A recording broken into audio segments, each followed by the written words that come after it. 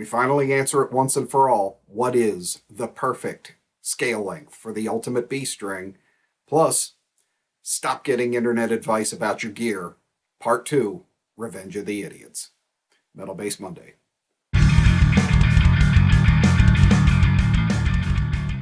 So a couple of quick notes before we get into the brawl here. I've gotten a number of questions in the comments on some past videos about lessons, and yes, I'm going to be starting individual lessons a bit more here towards the end of the month. I'm doing kind of a boot camp session for some people right now. But if you're curious about single lessons or have questions about it, just email me at rodney@rodneymcgee.com. A lot of times I don't get alerts about questions, and I find them sometimes 2 weeks later. I'm not trying to ignore anybody, but especially on older videos, sometimes I just don't know those are there until I really drill down and kind of go excavating looking for lost comments. So a few get left behind. So if you've been asking about them, please email me there and I can make sure I get back to you right away.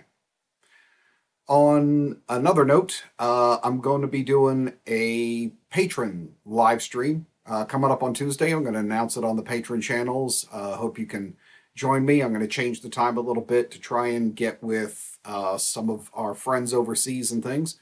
So if you would like to be a patron and support the channel and the things that we're doing here, it's always greatly appreciated. Subscribe star, Patreon links below. And to my patrons, thank you again as always. I hope you're enjoying some of what's coming up. And I'm also going to have another piece of the songwriting advice coming through, another video coming up probably around the same time as the live stream. So let's get to it. So here it is, finally. And it seems that everybody's debating. Can you do it on a 34? Is 35 a must-have? Now that it's been invented, do we suddenly all have to have 37 scale? What is the final answer? Well, it depends. Scale length is kind of, how can I say, the simplistic way of approaching the perfect B string. And no matter how many times I say it, it doesn't seem to reach people or any of the other comments that go on in these threads. Scale length is an easy way to kind of try and game the system as far as getting a good sounding B string or low tuning, but it's not the only way to get it. And it's not a guarantee that you're going to get it. I see a ton of guys, and this is the one that drives me nuts, and I see the most. They go, oh, it's a shame that bass is a 34 scale. It's got to be 35 for the good sounding drop or a good sounding B. You're an idiot. Stop it. You don't know what you're talking about. I hate to be that harsh, but I've had this argument. I can't count how many times. What it really comes down to is the craftsmanship of the instrument, and was it designed to carry a good sounding B and low tunings? Just because the scale is longer doesn't mean you're going to get this perfect tension, and string tension is also not part of the equation on its own. We're going to get into that on the internet idiot part here coming up in a minute. But there's a combination of factors that equal what can make up a good drop tuning oriented bass or something with a good low B string.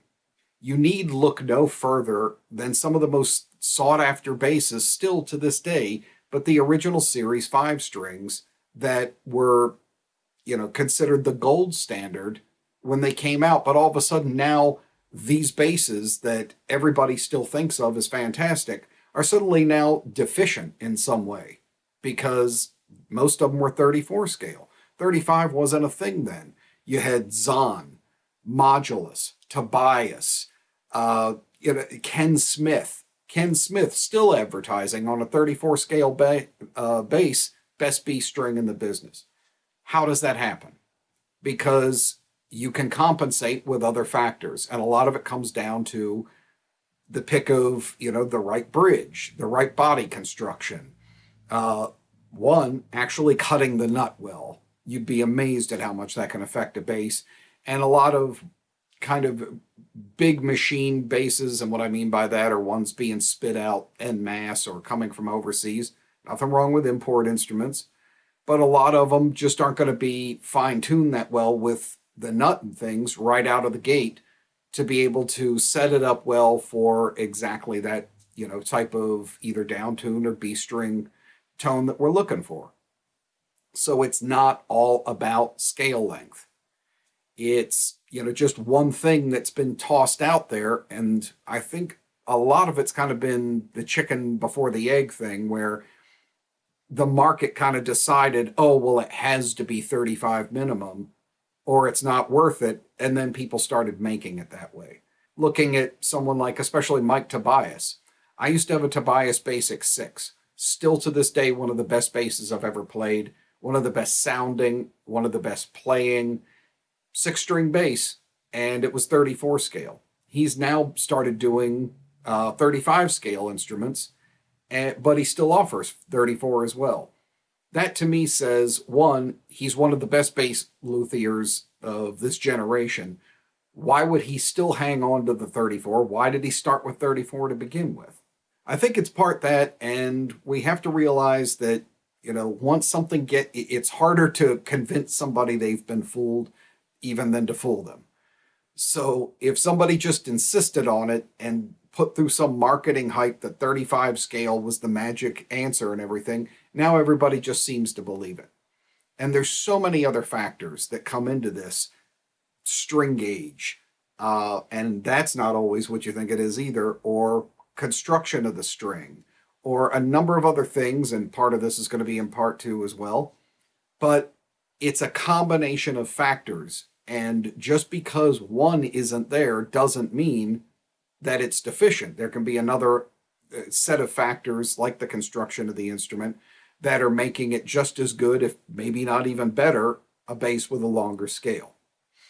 Now, does that mean that you suddenly go, oh, well, 35s are a joke or hype? No, you have to look at it in context. And again, that's why I stress so much on the channel, you've got to get something in your hands.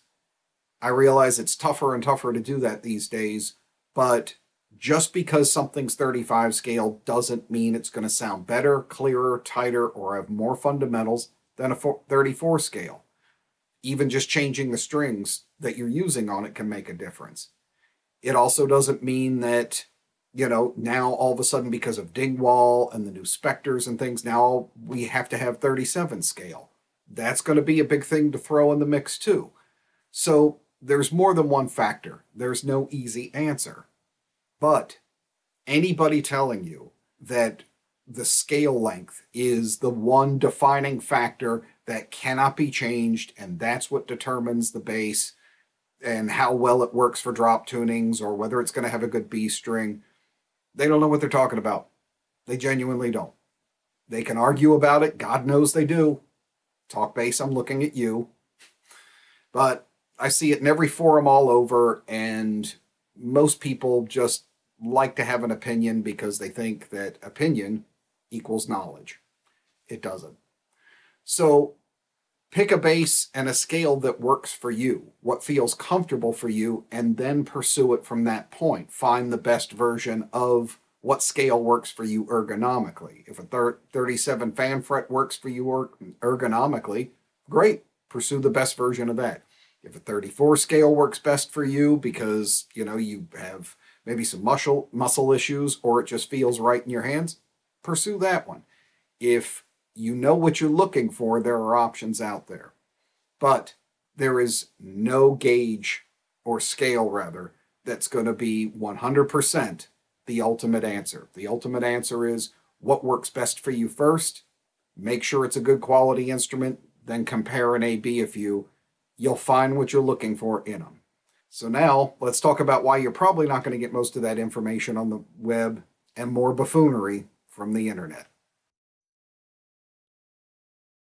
So another consistent argument that I've addressed on the channel before is string gauges and what kind of absolute misinformation, disinformation, and idiocy can come out with people giving you advice. And I just really have gotten to the point where I don't care about people's suggestions.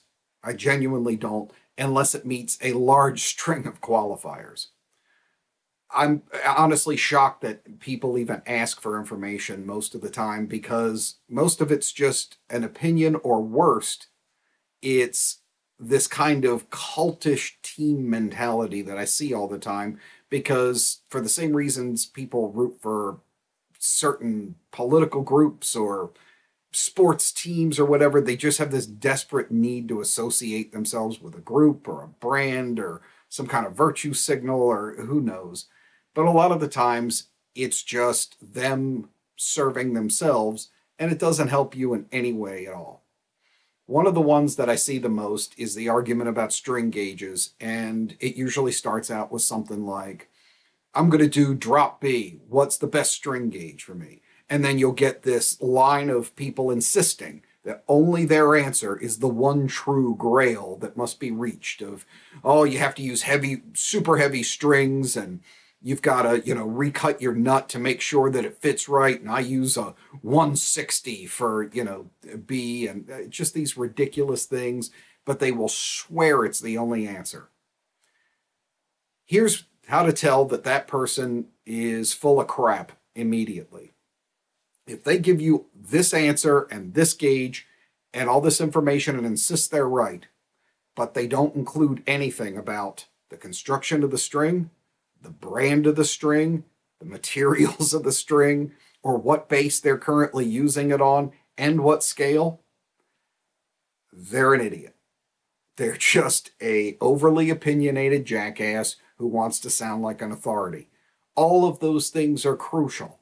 What if this person telling you something is, using a 37 scale bass, you're using a 34, as we just talked about, and it makes a complete and total difference in the gauge of string you could be using. Not only that, but what if they're using Ernie Ball Slinky, which are a round core string and known for being looser in feel, versus, say, a Diodario Pro Steel, or a DR Lowrider, which are known for being much more tense? Well, what you get at the same pitch out of those two strings, because of their construction being either round core or hex core, is going to be radically different. So just throwing out a gauge is irrelevant. Not only that, on top of it, you can keep going. Nickel or stainless. Nickel tends to be a little softer in feel and a lot of times more slack. Not an absolute rule, but general. What about, the brand? Even two hex core strings at the exact same gauge from two different companies are going to have different tensions. There are a ton of variables that go into this stuff. And when they're not addressing that, and they're just throwing out, oh, you have to do this thing, again, it's just cult mentality crap. It really is. I've come up with this thing, and I've just been told this by somebody I probably really like, and now I'm going to try and convince you of it because I want to feel like an authority. And it's really just garbage. And this goes into so many arguments. One of the other things that I see a lot is when people say, I'm going to make an A or B choice. This is one I saw this week too. Do I want to do this one or this one? Do I want to buy this amp or this amp, or this bass or this bass? And they'll say, what do you guys think? And everybody will come in and start chiming in. And funny enough, it always seems to be whatever the current super cool item is. That's what everybody starts voting for, because they all want to feel like they're part of the club, or, they're in and trendy. And people will just give an answer like, should I get Ampeg or Mark bass? People are like, Ampeg, Ampeg, Ampeg. But they never justify the reason. They never qualify it. And here's two parts of that you should be looking for that never seem to get supplied. Well, I vote Ampeg. And then just nothing. Well, have you ever played Mark bass? Well, no, but I've been using Ampeg forever. So, then why are you even saying anything? You have no idea what the other piece is. You've never A-B'd them. You never said why one qualifies versus the other. Anything. There's no reason to listen to this person. They're not giving out advice. They're giving out their sports team's name. It's the same thing as calling that out. Jets versus Dolphins. It's an utterly irrelevant comparison. The other is that there's something funny about what happens when people put money into something. And I'm also going to do a little side trip here about downloading and things and something interesting that happens about music and what we're dealing with now in the industry. But when people put money into something, they generally want to feel or will constantly proclaim that what they bought was the best. It has to be the best. Oh, I went and bought this one. They've never tried the other one. They, just went and bought this one. But now that's, of course, the best. They have no evidence or any reason to think it, but they have to. It's because nobody at the end of the day wants to feel like they were the moron who spent $2,000 on something that sucked. They don't want to be that guy, so they have to defend their choice. And because they put themselves into it and they put their money behind it, now it's an identity thing. Now it's personal. I bought this, so if I say that one's better, then that makes me look like an idiot because I bought the wrong one. They can't do an honest comparison. When you see somebody who does that type of thing, and that's 90% of the people who answer these supposedly helpful questions, that's who that person is. I bought this, so I have to defend it as being the best. That doesn't help you in any way. And I know the internet's supposed to be full of all this great knowledge and helpful people, and I realize I'm ranting here, but I just see so many times that people will put up these threads and they'll go through these answers and they'll buy something. And then I talk to the guy months down the road and they're going, man, I really wish I would have gone with the other option at first. And why did they do it? Because a bunch of football fans voted for their team. My absolute favorite is when you find out that half of the people telling you, well, buy this one, don't own that either. They don't own either one. They just think something's trendy, or all their heroes that they like watching YouTube videos of, well, that's what blah, blah, blah pays, so that makes it the best. Idiocy. Complete idiocy. So if you do, I realize because we're all trying to find out, these things before we buy and stuff, and it's a valid pursuit. This is what you have to do and how you have to interrogate the answers to make sure you're just not getting, a load of this garbage that you're getting most of the time. Because again, gear buying regret is something that I get confessed to so many times. 1, look for the qualifiers or ask for them. If the person has only tried out one of the options that you're looking for, discard it. They're just a football team player. If they've never played it, absolutely. There's no reason for that person to even say anything, and you should probably never listen to them in the future either.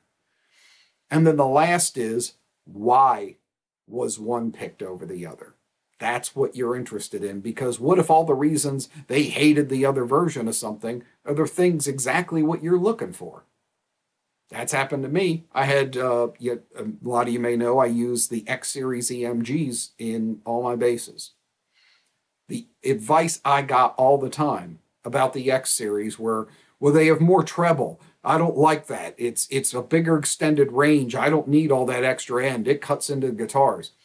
When I finally tried out the X Series on the recommendation of Tommy from EMG, he was like, try these out.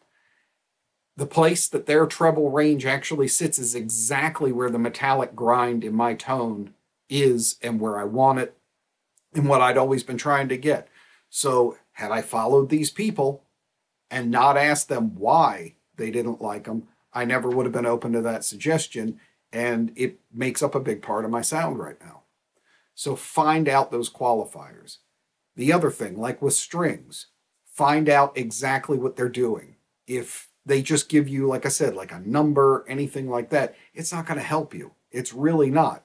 Because again, if you don't know what brand they used, on what string, with what pickups, with what construction, it's all meaningless. A total side on that one is I've heard a number of people say, oh, well, this bass has a weak B string. It's horrible. Doesn't sound good.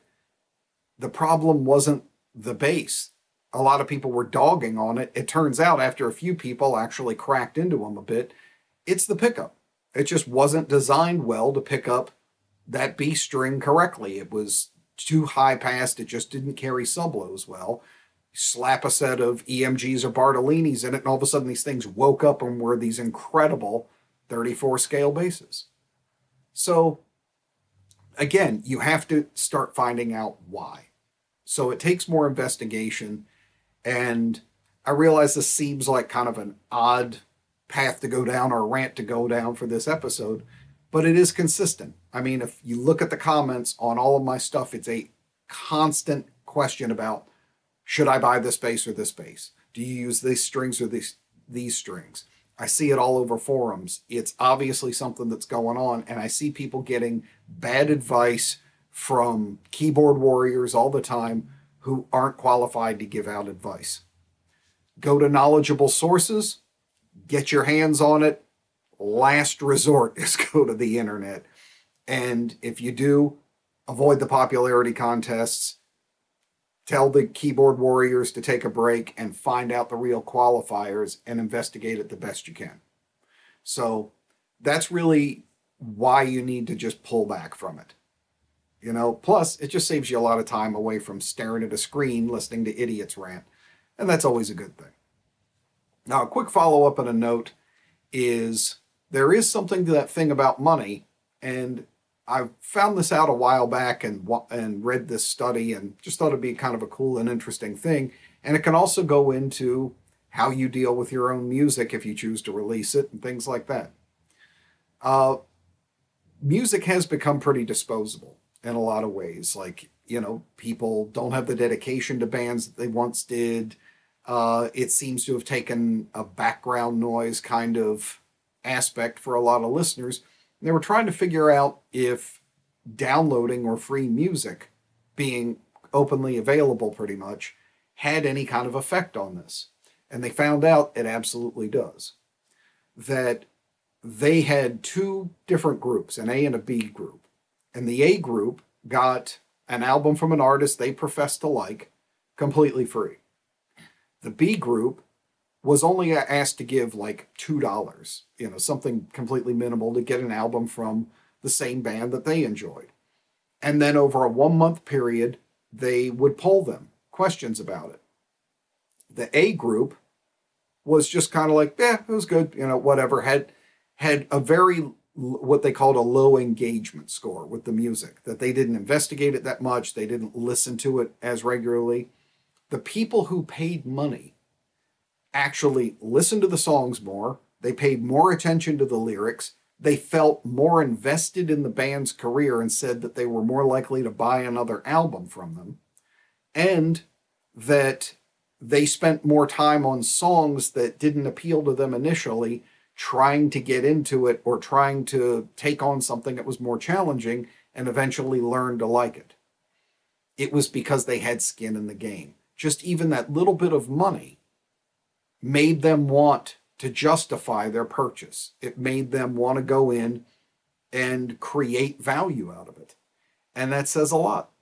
So, you know, that's just a little piece for you to maybe take into how you market your songs or your band, or how much you believe that paying for something actually has some value. It's not about the money all the time. It's about the investment. And when somebody has skin in the game, all of a sudden, that product becomes much more valuable. Same people got the same music, but they just weren't as invested.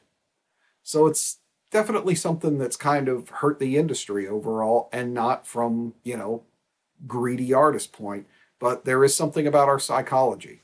So it applies to music, and it applies to, should you take advice from people who are having that need to justify their purchase on a purchase you have yet to make? I say nay, nay. So I'd be real interested to hear your thoughts on that. These are a couple of topics that I know are a bit controversial, or, you know, raise a bit of hackles on some people. So have you ever gotten really bad advice or made a purchase based on advice that just turned out to be garbage? Or have you gone the other way and gone, no, I listened to everybody's advice and it worked out great? On top of that, what are your thoughts on those B strings? Is the extended scale things an absolute necessity for you? How do you justify that? And have you ever revamped a bass with maybe new hardware, changed strings, and it completely revolutionized how you saw it and the value you placed on it? I'll be real interested to hear your answers. So that's going to do it for this week. Thank you as always for joining. Again, if you'd like to be a patron, down below If not, or you just want to peruse the channel, you're always welcome, of course. Please like, subscribe, and share. It really helps out, and always appreciate it as well on that note. So I will see you on the next one.